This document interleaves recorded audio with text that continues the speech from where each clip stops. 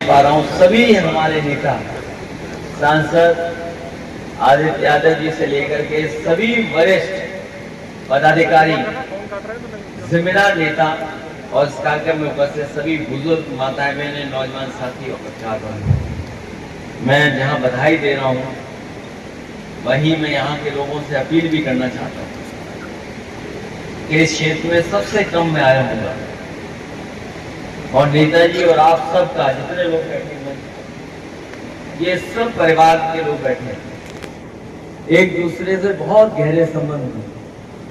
मैं बहुत कम आया, उसके बाद भी आप लोगों ने रिकॉर्ड मतों से जिताया, न केवल हमें जिताया बल्कि हमेशा जिताया। मैं चाहता था कि तेज प्रताप यादव जी भी सांसद बन जाए और हम अपनी विधायकी न छोड़ें, लेकिन वो राजनीतिक परिस्थिति ऐसी नहीं बनी और हमारे कन्नौज के लोगों ने वो ज्यादा ही प्यार दिखा दिया, जिसके कारण हमें कन्नौज दोबारा चुनाव लड़ने जाना पड़ा।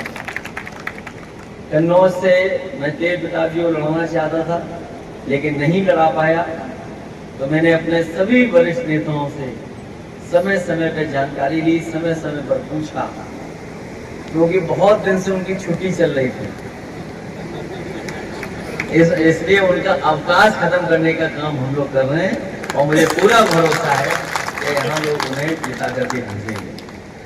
करहेल विधानसभा बीजेपी के हिसाब किताब में भी जीत का नहीं है, वो जानते हैं कि करहेल से नहीं जीतेंगे, वो ये भी जानते थे कि अयोध्या से नहीं जीतेंगे। इसीलिए आपने देखा जहाँ 10 विधानसभाओं का चुनाव होना था, एक विधानसभा का चुनाव नहीं हो पा रहा है, 9 विधानसभाओं का चुनाव हो रहा है।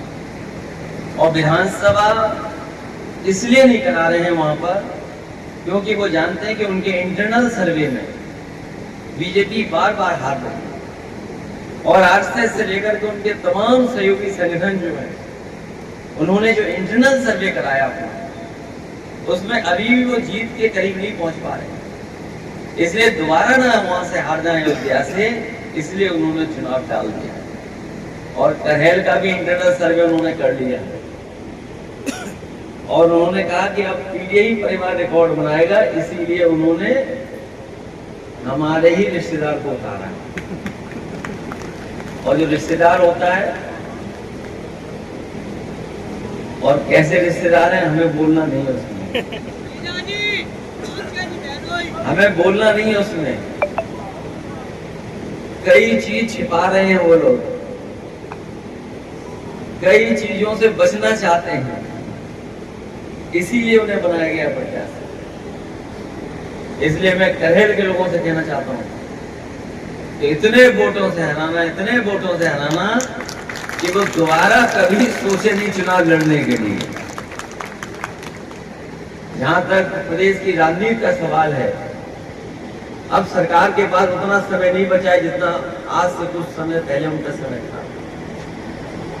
अगर हम गिनती करेंगे अब उनका समय नहीं बचा है। को लांगे टो दिया है। हाल ही में आपको याद होगा जब सुल्तानपुर की डकैती हुई और सुल्तानपुर की डकैती को लेकर के पूरे प्रदेश में भारतीय जनता पार्टी की बदनामी हुई। जब भारतीय जनता पार्टी की सरकार में लगातार बैंकें लूटी जा रही हैं, बैंकें लूट रही हैं, एटीएम लूट रही हैं, सुनारों को मारा जा रहा है, सुनार लूटे जा रहे हैं, हम आपसे कहेंगे कि बड़ी जिम्मेदारी के साथ वो आंकड़े भी अगर आप निकालोगे तो अभी तक जितनी बैंक डकैतियां हुई हैं सबसे ज्यादा भारतीय जनता पार्टी की सरकार में। इसके साथ साथ हमारे सुनार या सोने का काम करने वाले कारोबारियों का सबसे ज्यादा हत्या अगर कभी हुई है तो भारतीय जनता पार्टी की सरकार में। जब वो जवाब नहीं दे पाए तो आपको याद होगा मंगेश यादव की इन्होंने हत्या करने का काम किया और उस पर भी जब सवाल हम लोगों ने खड़े किए तो सोचिए सरकार ने क्या किया, बैलेंस करने के लिए छतरी को मार दिया। बताइए कहीं हत्या करके बैलेंस किया जा सकता है? पहले तो आपने एक हत्या की और फिर उसको बैलेंस करने के लिए दूसरी हत्या कर दी। इस सरकार ने मुठभेड़ के बहाने एक हत्या नहीं की है, 2-2 हत्याएं की हैं। और न केवल उत्तर प्रदेश बल्कि देश की जनता जानती है कि भारतीय जनता पार्टी न संविधान मानती, न कानून मानती है, और नई लोकतंत्र पर भरोसा करने वाली पार्टी है। इसलिए जब कभी भी जनता को आने वाले समय में मौका मिलेगा, भारतीय जनता पार्टी को ये सबक सिखाने का काम करेगा। कानून व्यवस्था में जो कह रहे जीरो टॉलरेंस ही जीरो हो गई। और जिन्होंने ध्यान से अखबार पढ़ा होगा वो जानते होंगे पुलिस भी लूट रही है आजकल। यहां तो कोई नहीं कहेगा, लेकिन सब जानते हैं कि इतना भ्रष्टाचार कभी नहीं होगा और किसी भी स्तर पर देखिए। पहले हम लोगों ने कानपुर में देखा था कि पुलिस वाले चांदी चुरा के ले गए और अभी 2 दिन पहले पता लगा कि वो पैसे जो थे वो भी चोरी कर लिया, उसमें पुलिस ही पकड़ी गई। ऐसा उत्तर प्रदेश में कभी नहीं हुआ होगा कि जो पुलिस चोर को पकड़ती है, पुलिस चोर पुलिस को पकड़ रही है। ऐसा कभी उत्तर प्रदेश में नहीं हुआ जितना ये भारतीय जनता पार्टी की सरकार ने हुआ। जिन्होंने कहा नौकरी दे देंगे, अब नौकरी है कहाँ, रोजगार कहाँ है? पिछले 7 साल का हिसाब लगा लो कितनी नौकरी हुई, रोजगार नहीं। महंगाई कहाँ पहुंच गई है बताओ?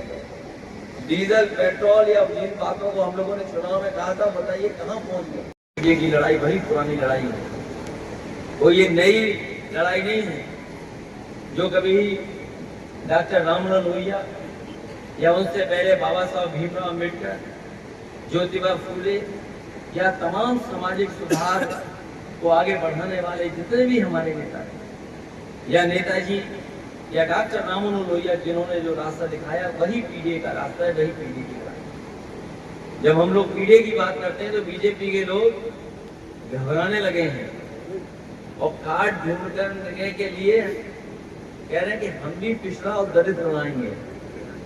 लेकिन हम अपने पीडीए परिवार के लोगों को कहना चाहते हैं, ये केवल चुनाव के लिए उन्होंने नाम बढ़ाए हैं, लेकिन सच्चाई में वो उनको कुछ नहीं देना चाहते। पिछले